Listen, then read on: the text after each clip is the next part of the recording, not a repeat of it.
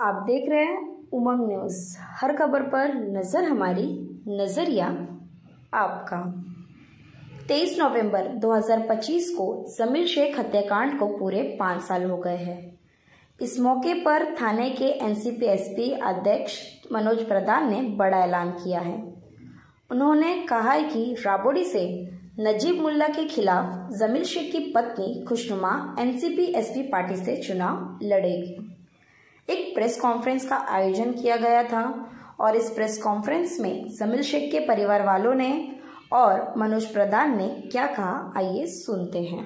या इलेक्शन संदर्भात उमेदवारी अर्जाचे फॉर्म देण्यात सुरुवात केलेली आहे आणि किमान 300 फॉर्म या येणाऱ्या 131 पॅनल नगरसेवकांसाठी आलेले आहे। हे करत असताना आम्ही एकदाही प्रेसवाल्यांना बोलवलं नाही, कारण काय ते आमचं कार्यकर्ते आणि आमच्यामधलं होतं।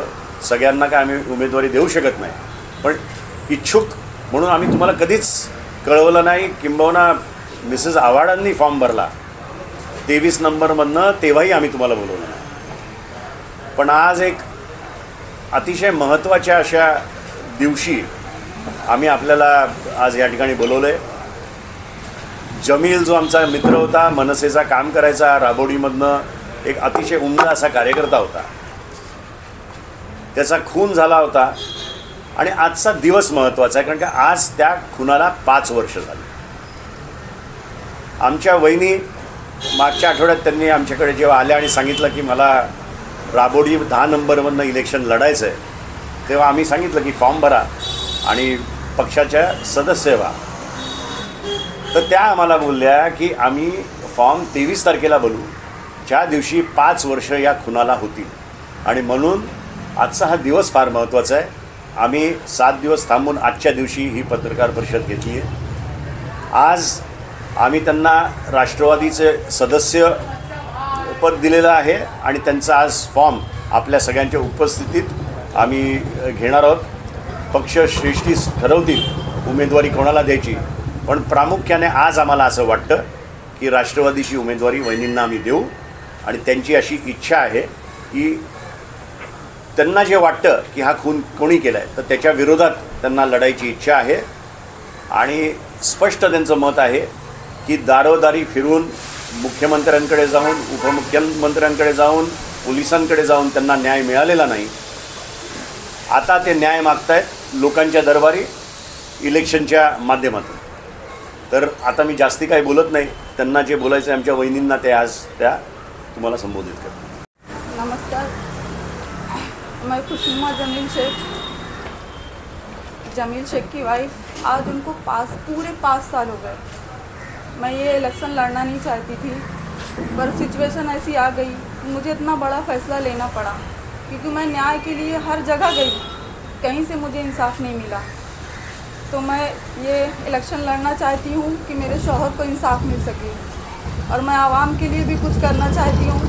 तो मेरा यही एक सपना है कि मेरे शौहर जो काम करते थे, आवाम के लिए काम करते थे, तो मैं और मेरी टीम, मेरी फैमिली सब मेरे शौहर का काम आगे बढ़ाना चाहते हैं, इसलिए मैं ये इलेक्शन लड़ना चाहती हूँ।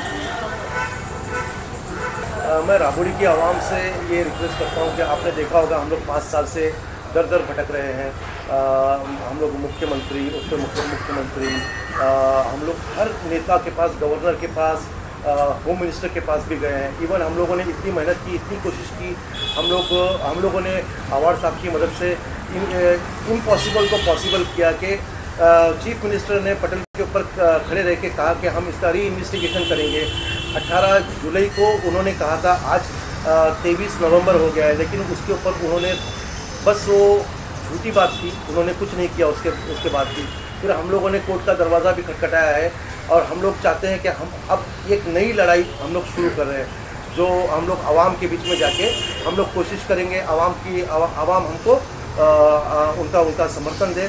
और वो देख रहे हैं कि अगर आप सामने से नहीं आ सकते हो तो जाके बैलेट पेपर के ऊपर या ईवीएम मशीन के ऊपर तो आप अपना हमको वोट देके हमको इस लड़ाई में कामयाब करें। एक तर आघाडीचे जे घटक पक्ष आहेत ते तर नक्कीच आम्हाला मदत करतील, म्हणजे उबाठा मनसेंचे जमीनचे आणि वहिनींचे पहिल्यापासून संबंध आहेतच, ते तर नक्कीच मदत करतील. जे भाजपचे आमदार यांना आत्तापर्यंत मदत करत होते ते ओपनली नाही केलं तर छुपा तरी पाठिंबा देऊ शकतील असं मला वाटतं. आता बघूया ते काय करतात. कारण का हे राजकारण फक्त इलेक्शनपुरतं नाही, तर एका क्रूर हत्येबद्दल आहे. जर त्यांना मनाची काय त्यांनी ठेवली तर त्यांनी मदत करायला हवी. येत्या हिवाळी अधिवेशनामध्ये आव्हानसाहेब याच्याबाबत काय करणार आहेत आणि कशा प्रकारे? जर 18 जुलैला पटलावर मुख्यमंत्री स्वतः सांगतात गृहमंत्री म्हणून की याच्यावर आम्ही रिइन्व्हेस्टिगेट करू किंवा SIT स्थापन करू, तर त्यांनी आत्तापर्यंत करायला हवं होतं. 5 महिने उलटून गेले. आता 8 डिसेंबरपासून हिवाळी अधिवेशन आहे आणि तुम्हाला माहिती आहे, ठाण्यातल्या सगळ्यांना माहिती आहे की आव्हाडसाहेब एकदा कशाच्या मागे लागले तर ते असे सोडत नाहीत. तर ते नक्कीच 100% 8 तारखेला हिवाळी अधिवेशनामध्ये विचारतील मुख्यमंत्र्यांना की साहेब तुम्ही जे आश्वासन दिलेलं त्याचं तुम्ही काय केलं. आणि मला आपल्याच माध्यमातून 10 दिवसापूर्वीच पेपरमध्ये मी वाचलं की जे मंत्री अधिवेशनात काही घोषणा करतील त्यात एक कमिटी स्थापन करून 3 महिन्यामध्ये त्याच्यावर काय अंमलबजावणी झाली याचा पण लेखाजोखा होणार आहे. तर आता त्याच्यात मला वाटतं मुख्यमंत्र्यांचंच डिपार्टमेंट पहिले फेल झालं आहे. पहिले 5 महिन्यात काहीच झालेलं नाही. तर बघूया.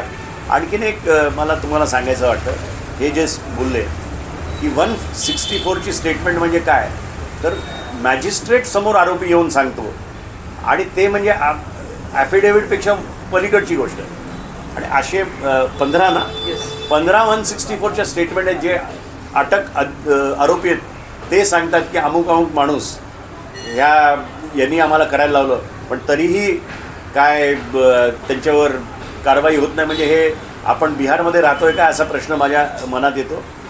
दुसरं तुम्ही विचार करा की जो एक कर्तव्यदक्ष असा अधिकारी होता, जो क्राईम ब्रांचचा जो ही चौकशी करत होता आणि असा अंदाज होता की उद्या परवामध्ये जाऊन त्याची अटक होईल, त्याची बदली होते आणि त्याच्या बदलीचे पेपर त्यांना मिळायच्या आधी एका आरोपीच्या स्टेटसवरती बदलीचे हे ठेवतात. म्हणजे किती माज आहे या लोकांना याच्यावरनं क्लिअर कट दिसतं. आणि कसं शासन त्यांच्याबरोबर होतं हे दिसतं त्याच्यात. दारी गेलो आहे, आम्हाला न्याय नाही भेटला. आता आम्ही जनतेच्या दरबारात चाललो, ते आम्ही त्यांची अपेक्षा करतोय की ते आता आम्हाला या लढाईमध्ये पण आम्हाला यशस्वी करा. तर काय त्याचा प्रेशर कम होईल. जर तो हारला, आणि आम्हाला नक्की माहीत आहे तो हारणारच आहे, तो हारला तर त्याची तुटू होणार आहे अख्ख्या जगात. नाही, तुम्ही ज्या